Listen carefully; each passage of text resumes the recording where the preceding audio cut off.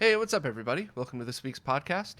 Before I begin, I just want to remind everybody I will be at the Long Island Retro Gaming Expo doing a panel Saturday morning in about a week and a half on August 10th. So if you're going to go to the show anyway, or if you're around the area, please swing by. I'd really love to meet everybody.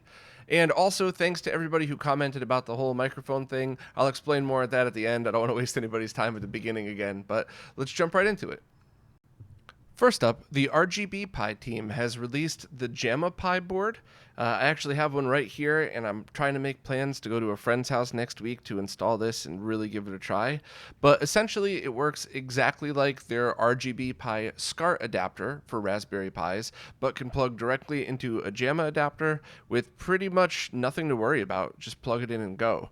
For 6-button consoles, or 6-button games, you'd have to wire it up to the 6-button JAMMA standard. I'm actually not sure if that's a standard or if it's just kind of what people have been doing.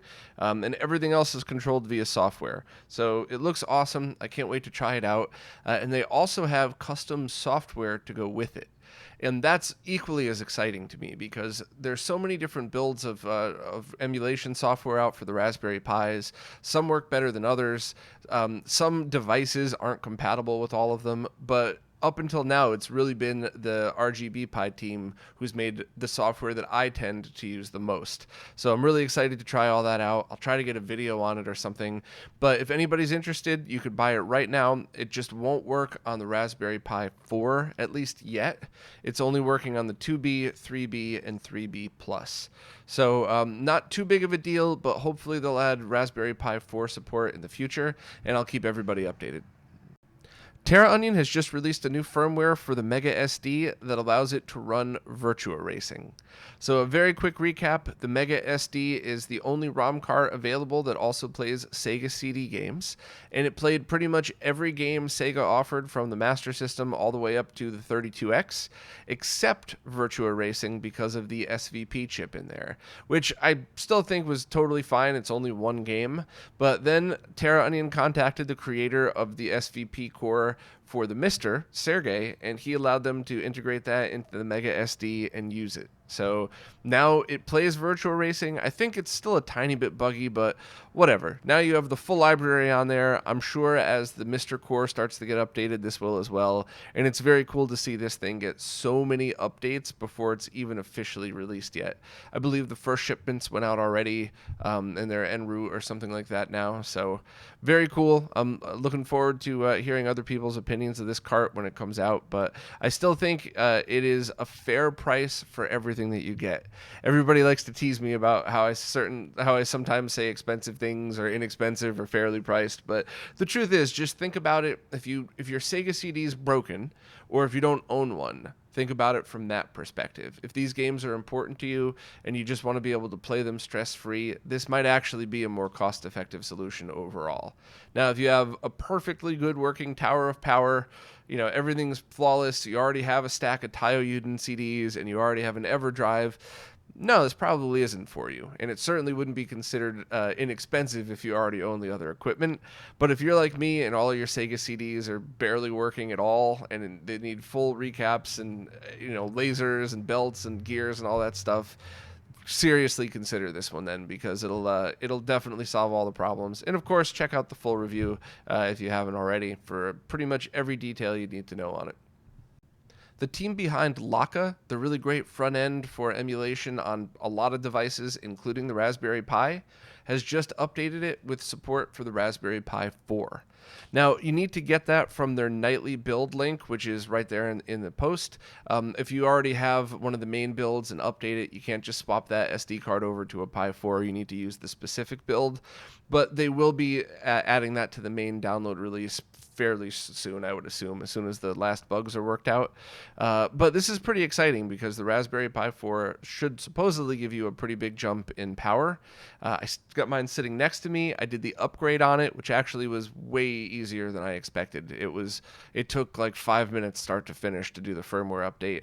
And I got it all ready to go. I just want to start testing movie playback as well as emulation, and hopefully I'll find time to do that this week. So anybody with a Pi 4 that wants to test out emulation, definitely give this one a shot.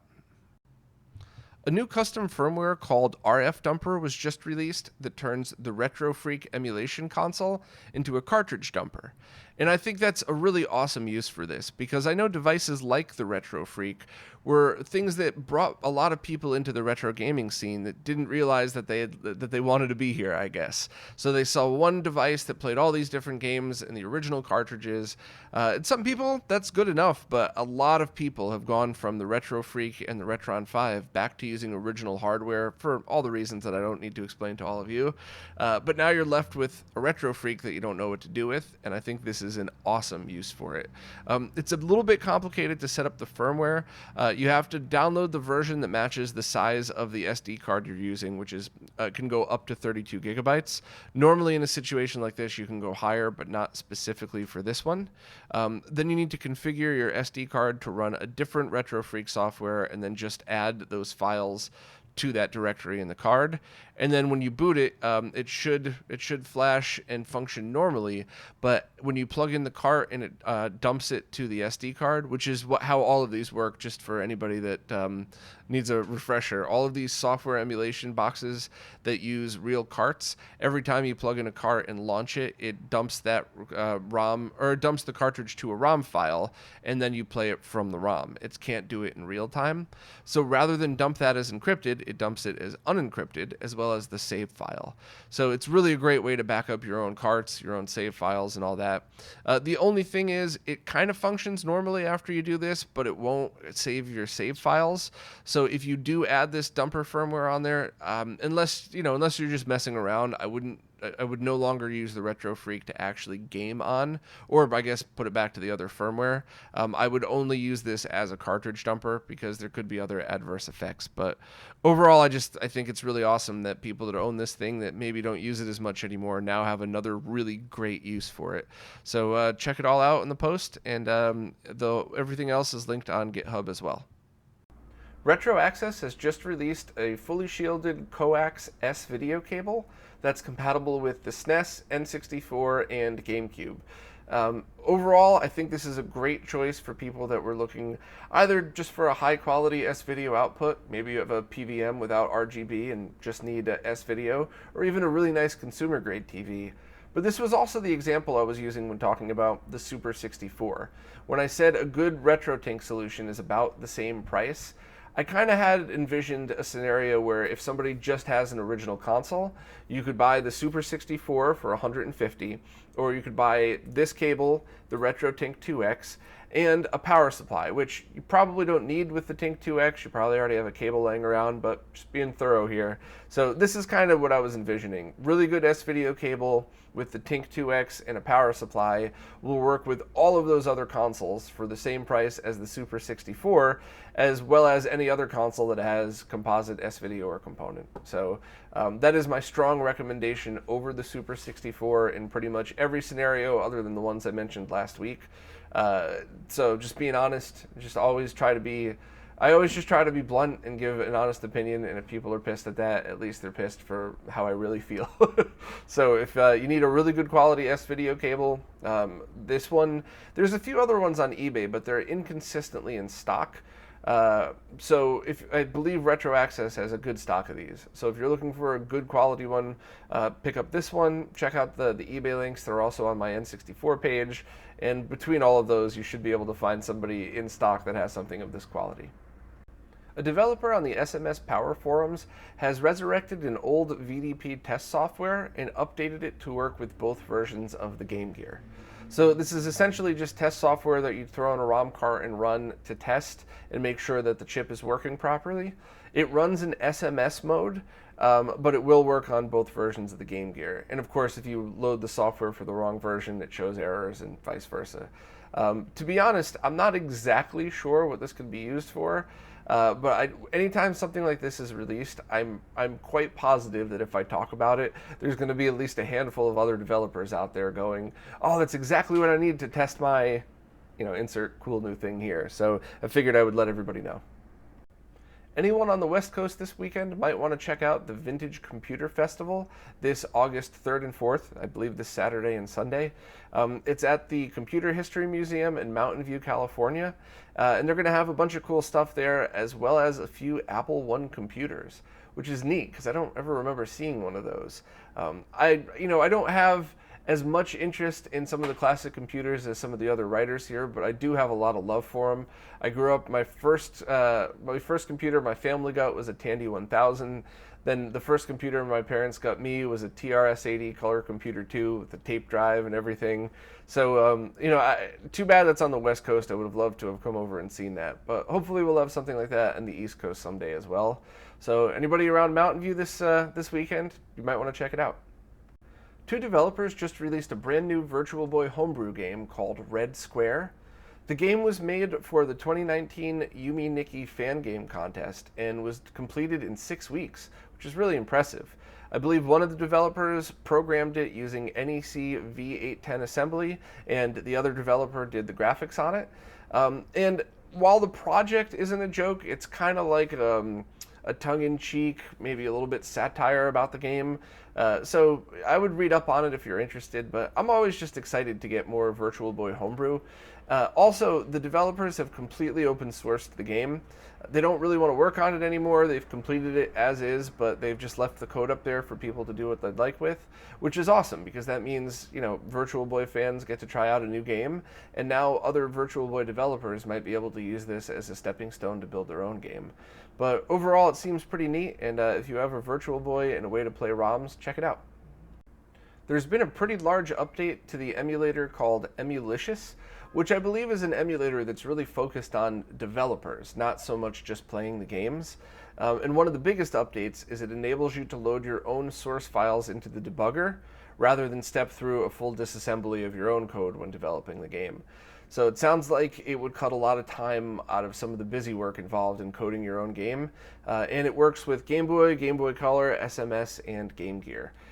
I myself have used it a bunch of times to get screenshots, and I think I know a bunch of developers that use it to test out their own SMS games. So if you're an SMS dev, definitely check out an update to the latest version and see if any of the enhancements can work for you. Just a few things before I wrap it up for this weekend. First of all, thank you again to everybody who commented about the microphone test thing. I realized that I had been overthinking the entire problem and missed a very bonehead detail that you would think somebody who's recorded music before would remember.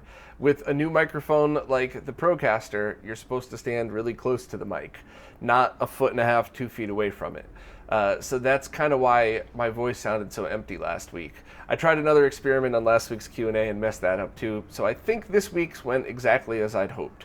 Anybody who's willing to comment once again on it, the first half of the podcast was with the new mic, the second half was with this mic, and the things that I'm most concerned about is background noise. While it would be nice if my voice could sound more professional in these things, the number one concern I have is anything going on, a horn down the street. I stop recording if there's anything bad, but sometimes some of the other stuff, going around my neighborhood still gets picked up by the mic. And so that's really the one thing I was hoping to get everybody's opinion on. Now, hopefully hopefully this week went smoothly and you have two fair comparisons rather than last week when I wasn't using the Procaster correctly. The only thing to mention too is I bought just a cheap desk stand just because I didn't want to have to buy a whole bunch of equipment just to end up returning it. So if you heard anything like me clicking my mouse or bumping the desk, that's not what I'm talking about. If you all decide that the new mic is better, I'll get one of those wall mount arms for it. That way you never have to hear me bouncing around or hitting anything anymore. So hopefully one last time, please vote. Just comment your thoughts on this, which one you like better. And just a polite reminder to everybody that complained, I'm sorry that you're upset, but I'm not going to stop trying to make less background noise for all of the people that wear headphones while listening, or just listen through their computer with some good speakers, because while you all seemed annoyed, the ones that commented on that, there's many more people that were way more annoyed about there being a lot of background noise. They were just polite and didn't want to bust my chops about it. But I know it was there and I know it bugged people, and I really want to work to make sure that these are just always easier to listen to any way I can. So thanks to everybody for putting up with this. Hopefully I'll have a clear winner next week and just, either return the mic or switch to it.